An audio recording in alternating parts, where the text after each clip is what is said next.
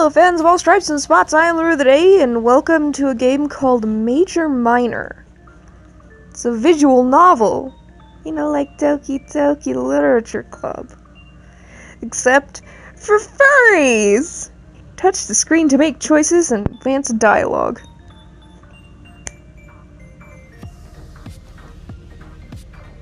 Using multiple save files is highly recommended.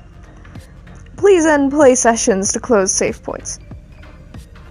This is to ensure that there is no loss of progress. Enjoy, and choose wisely.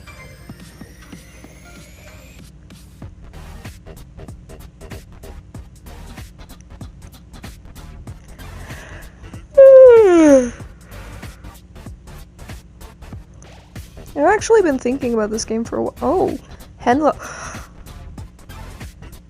That's pretty. Where am I? Is this outer space? No, it absolutely can't be. I'd never survive in the void. I can scan my surroundings. What I see should be an impossibility. A luminescent nebula gazes back at me. Love the wording in this already. It twinkles, dancing across the sky. Jesus.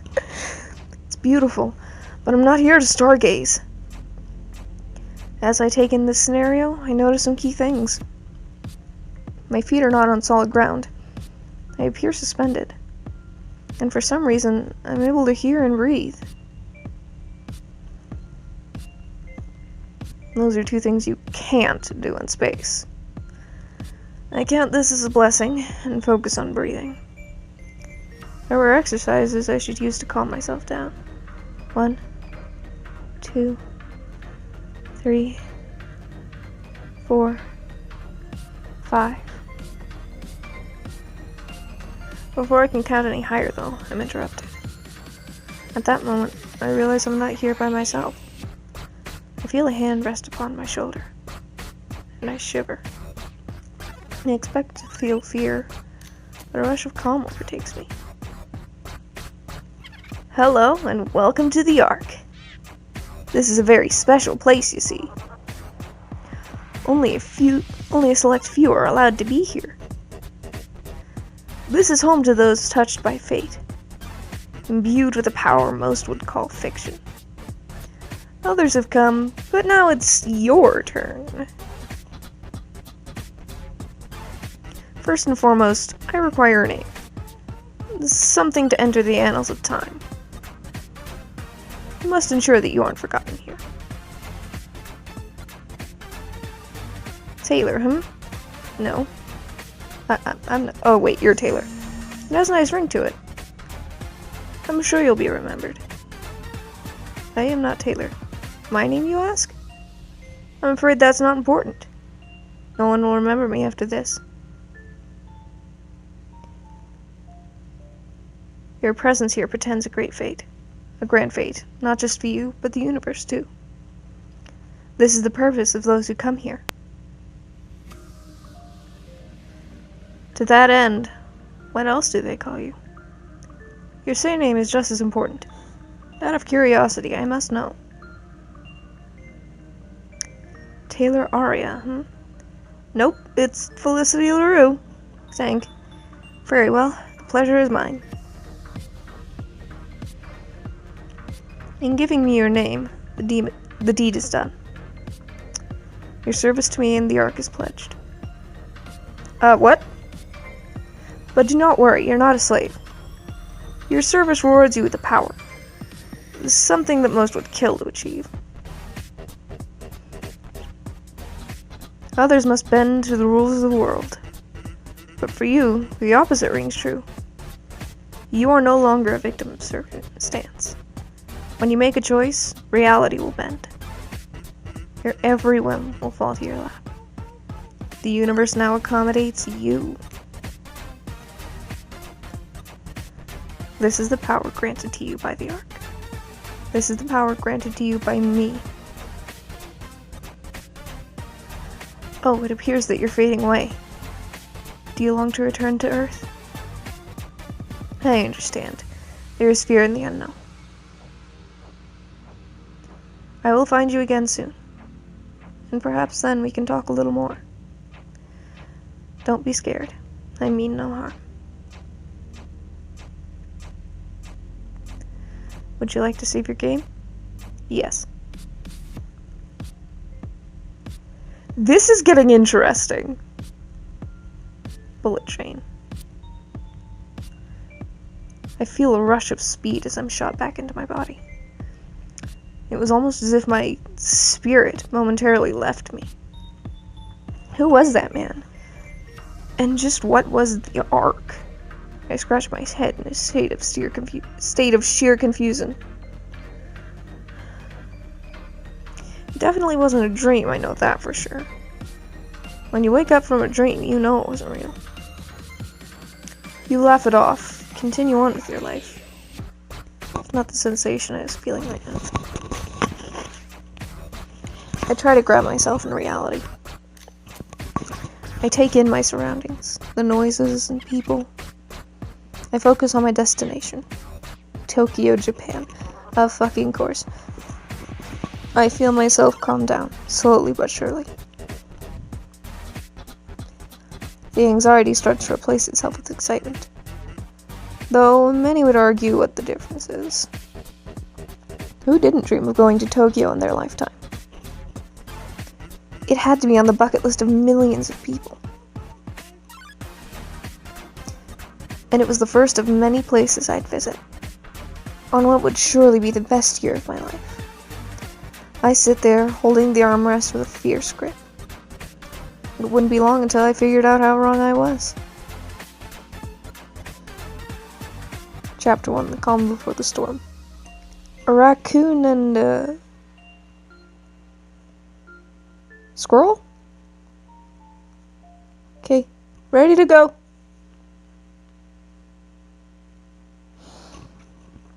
I tried my best to maintain my composure.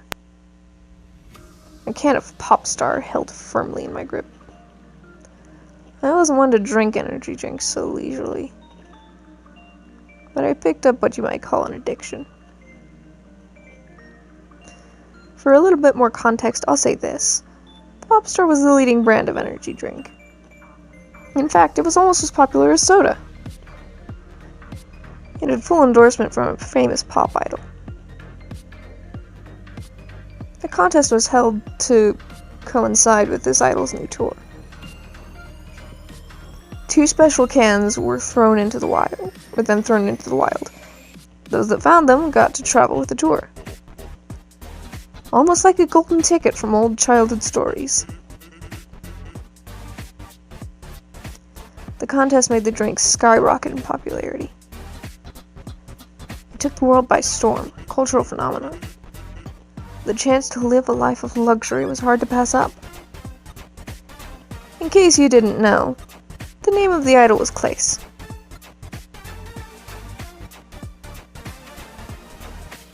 So when I say I picked up something of an addiction, that might actually be the understatement of the year.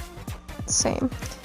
The odds of winning were literally 1 in billions, so it took a fair amount of chugging in order to win. I asked myself if it was worth it, but that's subjective. At least that's what I told myself in between jitters. Being one of the lucky 2 came with its consequences. That's what the media called prospective winners. Are you saying I literally drank enough energy drink to transcend into the astral plane?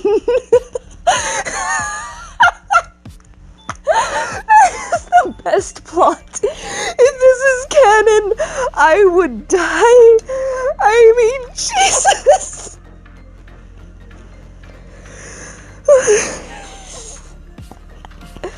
I'm sorry.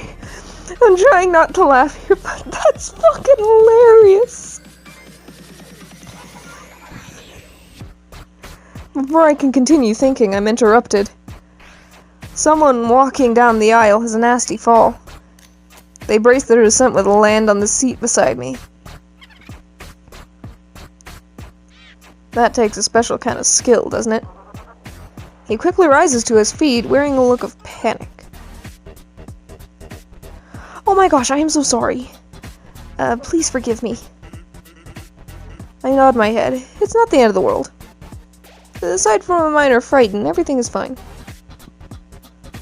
Although, maybe we could talk to pass the time. I'm starting to get boring, sitting by myself. First time on a train? First time on a train. Don't know what came over me. I just got dizzy and then, BAM! Sounds like someone has a case of vertigo. I apologize again. Sorry for intruding, I really am. I try explaining to him that everything is fine. But he seems to think he's committed an awful crime. Your choices will affect the way you are treated. Before he can respond, however, an alarm sounds loudly. The train comes to a screeching halt. Mechanical failure? They can also change the flow of the story. That's not good. Oh no! What was that? Are we going to die? Remember, it's not possible to please everyone. Bitch, I can try! I can't help but snicker at that.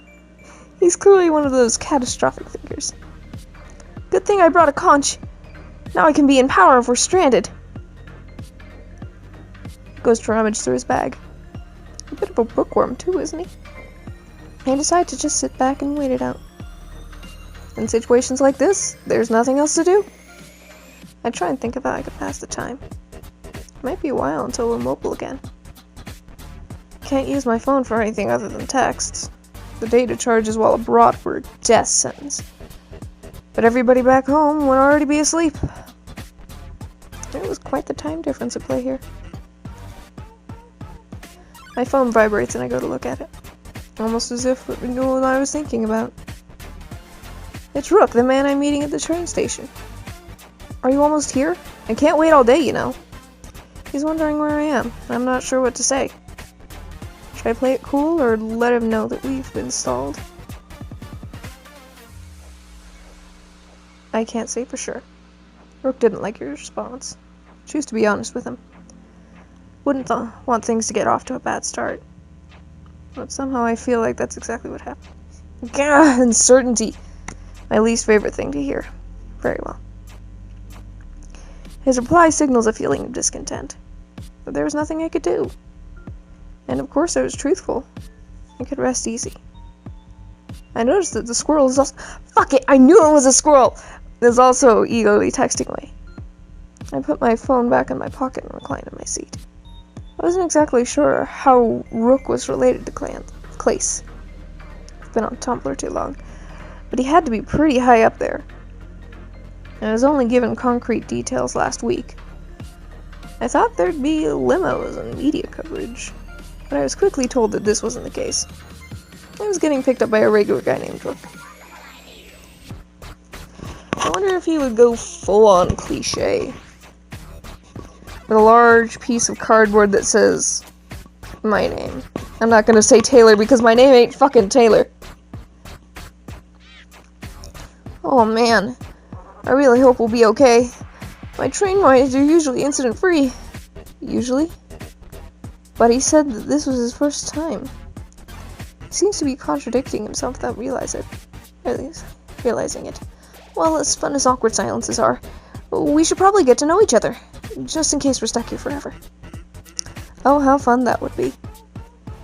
You can call me Keela. I'm here to see some friends. What about you? What brings you to Tokyo? It's nice to meet another English speaker. I only speak Japanese at a preschool level. But I'm about to answer, but I stopped myself short. A flashback to when I signed that NDA. I wasn't allowed to publicly reveal why I was here. At least, not until the media made it official. Then again, what harm could it do? It'd likely never find itself back to me. Plus, Keela could be impressed with who I really am. That friend would be a great thing to have abroad. Some choices don't have immediate consequences. Sorry, I can't say why I'm here. Should I tell him or keep it a secret for now? Keep it a secret for now. I decided to stick to my morals and not break the NDA. That is exactly what I do. And it's probably for the best. Who wants a lawsuit? If I did let out my secret and word got back to Rook, well, I'm pretty sure there'd be hell to pay. Oh, you can't say? That's cool, I guess. I'm just here to visit my brother. Nothing to hide on my end, really. I thought he said he was here to meet his friends. Okay, this is a shady motherfucker. Now he's here to meet his brother? That seems odd. Nothing to hide, huh? I feel bad that I can't tell him. He clearly realizes that I'm hiding something. I'm still really excited. It's my first time in Tokyo. Gotta hit up all the maid cafes. Of course. Typical tourist. What about you? Would you ever go to a maid cafe? I heard they're just the best. Maid cafes? Those are much like restaurants in Western culture. However, your waitress actually stays at your table. You converse with them, play games, get to know them. It was definitely a foreign concept to me. How do I respond to Keela? This choice will affect the flow of the story.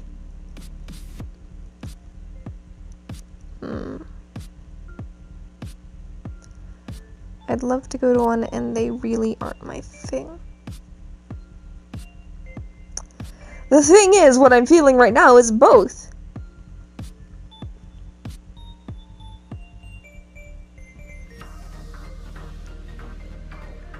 I'd love to go to one. Cool!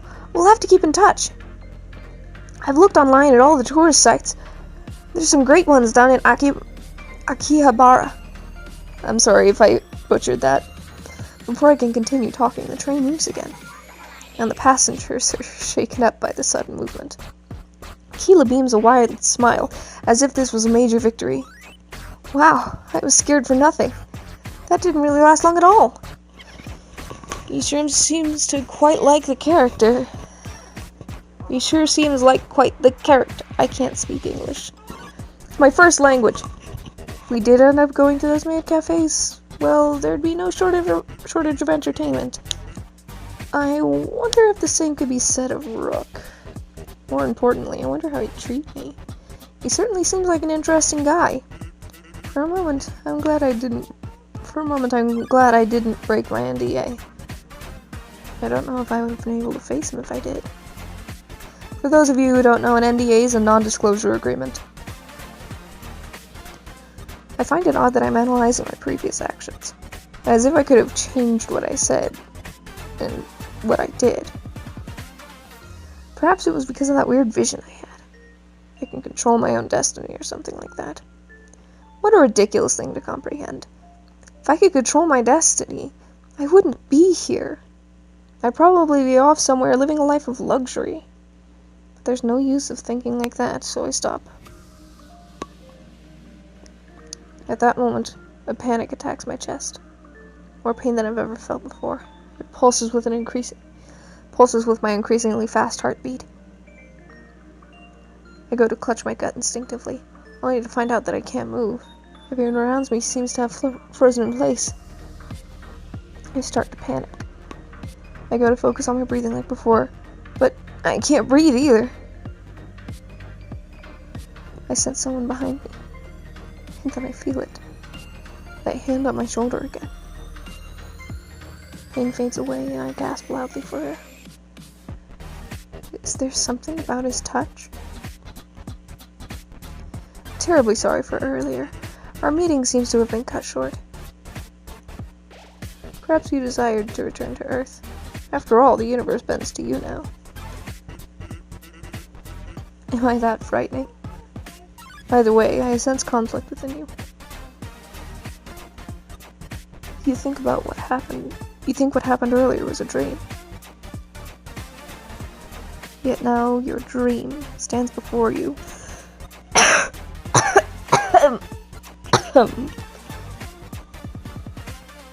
I am real. The Ark is real. And the power that you have? Well, yes, it's real too. Now, I'm not here to lecture you anymore. Your words and actions are your own, as is the power I have given to you. However, you will be asked to help me. You are not receiving this power for free, but I will let you run free for today. Will I see you again? When I see you again tonight, I will tell you everything, and then your journey will begin. Yes.